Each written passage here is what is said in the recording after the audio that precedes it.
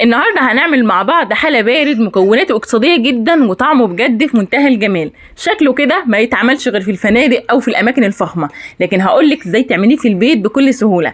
داخلين على العيد واكيد لازم محتاجين حاجه ترطب على قلبنا كده في الحر، وممكن كمان تقدموها لضيوفكم. الطريقه سهله وبسيطه جدا، المقادير اقتصاديه ومتوفره في كل بيت. عايزك تركزي معايا لان هقولك على شويه تريكات ونصايح خطيره جدا. ويلا نسمي الله ونصلي على الرسول في الكومنتات ونبتدي ونشوف المقادير وطريقه التحضير. في شفشق الخلاط او في بوله فاضيه عندي هبتدي انزل ببيضتين بدرجه حراره المطبخ، عليهم معلقه صغيره من الفانيليا السايله ونص كوبايه سكر. بعد كده هخفقهم كويس جدا لحد لما لونهم يفتح معايا والسكر يدوب تماما. وطبعا الكوبايه اللي عايرت بيها السكر هعاير بيها كل المقادير اللي جايه.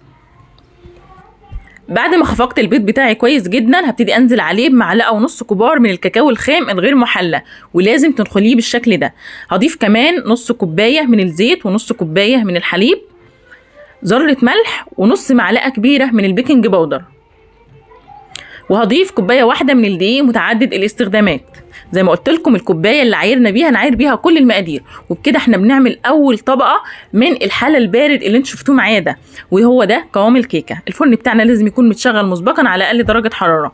هبتدي بعد كده امسح الصينيه بتاعتي بنقطه زيت ورشه دقيق كده بالشكل ده، ابطنها كويس جدا علشان الكيكه ما تلزقش فيها. وبعدين بدخلها على فرن متسخن مسبقا على درجه حراره 160، هتقعد تلت ساعه في الفرن. ده كان قوامها زي ما انتم شايفين كده. لو حابين تضاعفوا الكميه مفيش مشكله.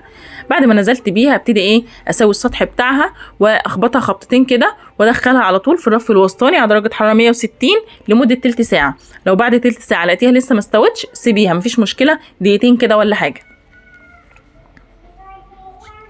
ده كان شكل الكيكه بتاعتي بعد ما استوت. طبعا زي ما انتم شايفين كده اختبرتها يعني مستويه تماما.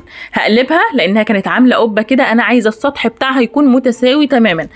قلبتها بالشكل اللي شايفينه ده، هرجع تاني اعدلها علشان اساوي السطح بتاعها. وتقدروا على فكره تحطوها في الصينيه، يعني تقلبوها عكس ما كانت وتسيبوها في الصينيه زي ما هي مفيش مشكله. هتضغطوا عليها كده هتلاقوا برضو ان هي متساويه، بس بصراحه الطريقه دي افضل. هبتدي اساوي السطح بتاعها بالشكل ده، والزيادات اللي هتطلع ممكن تسقوها كده شويه من الشوكولاته السايحه او شويه حليب كده متحليين بالسكر وتاكلوها للاولاد، جميله جدا. او تدخلوها في اي وصفه، يعني الوصفات كتير جدا ممكن تستفادوا بيها بطرق كتير. هبتدي ارجعها تاني للصينيه وهسيبها بقى تبرد تماما، وتعالوا بينا نحضر الطبقه التانيه بطريقه سهله وبسيطه جدا. في كسرولة فاضيه عندي هبتدي انزل بمعلقه كبيره من الزبده بالشكل اللي شايفينه ده. الطبقه دي كريميه معاكي وطعمها خطير جدا جدا ومكوناتها اقتصاديه.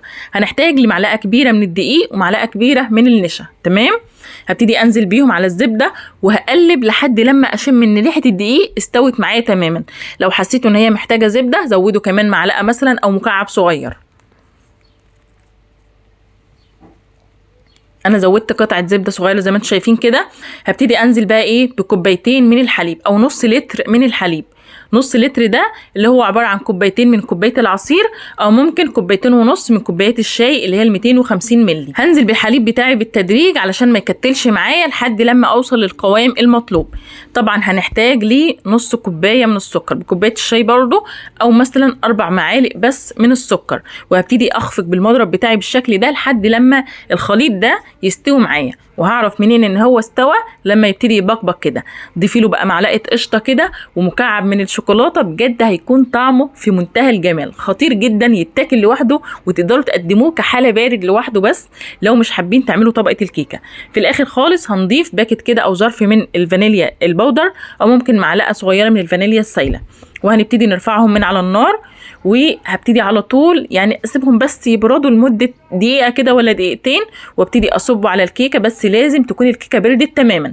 اما الطبقه البيضه دي هنحاول نبردها كده لمده دقيقه ولا دقيقتين مش اكتر.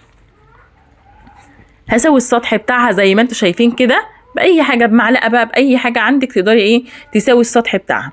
وعايزين زي ما عملنا مع الطبقه الاولى نعمل مع الطبقه الثانيه، نسيبها تبرد تماما. بس لو حابين نزينها باي حاجه فيفضل ان احنا نزينها قبل ما نبتدي نسيبها تبرد. انا هنا معايا اوريو، بسكوت اوريو، هبتدي ازينها بيه كده. لازم وهي سخنه تحط الاوريو فيه عشان يلزق، يبقى جزء منها كده زي ما انت شايفه. اما لو ما عندكيش مش هتضيفي اي حاجه مفيش مشكله، سيبيها بقى تبرد على جنب. استخدمت 1 باكو بسكوت من الاوريو زي ما انتم شايفين كده. هزين بيه وتضغطي عليه كده بصباعك علشان ايه يمسك في الطبقه البيضاء الكريميه اللي انتم شايفينها دي. يا سلام بقى لو عملتي الحاله ده في العيد وقدمتيه كده لضيوفك، بجد حاجه في منتهى الجمال. احنا مش هنقضي العيد يعني اكل لحمه، لازم ناكل حاجه حلوه كده ترطب على قلبنا وتكسر طبعا الروتين بتاعنا. زينتها باي حاجه عندك بقى، كرات شوكولاته كده زي ما انت شايفه، بسكوت اوريو، لو مفيش حاجه خالص هي كده كده طعمها في منتهى الجمال. هجيب كده 2 باكو جيلي، بس طبعا لازم اسيب الطبقه الاولى دي او اسيب الصينيه دي كلها عموما تبرد معايا تماما. 2 باكو جيلي هفضيهم في بوله كده عندي، وهنزل عليهم بكوبايتين ونص من الميه المغليه بكوبايه الشاي اللي هي 250 مللي زي ما انتم شايفين كده. ملكوش دعوه بالعيار المكتوب على الباكت، احنا عايزين طبقه الجيلي تكون سميكه كده وعايزينه يتماسك معانا بسرعه. فزي ما شفتم ضفت 2 باكو من الجيلي، عليهم كوبايتين ونص من الميه المغليه، ومش هضيف خالص ميه بارده ولا سكر. هقلب كده تماما لحد لما يدوب معايا خالص الجيلي. بعد كده هبتدي اجيب بقى الصينيه بتاعتي واجيب كبشه كده واحاول افضي بالراحه، يعني حسسوا كده وانتوا بتفضوه علشان ما نخليش الطبقه اللي تحت دي تفك ولا البسكوت يتهري كمان.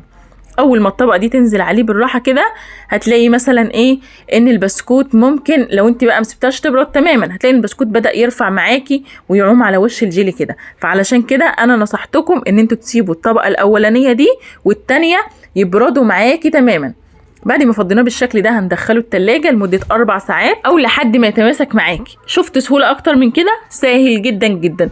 تحسوا مثلا ان هو عشان على 3 طبقات ان هو مكلكع كده وحاجات كتير، بالعكس ده بسيط جدا جدا، هتحضروه في ثواني.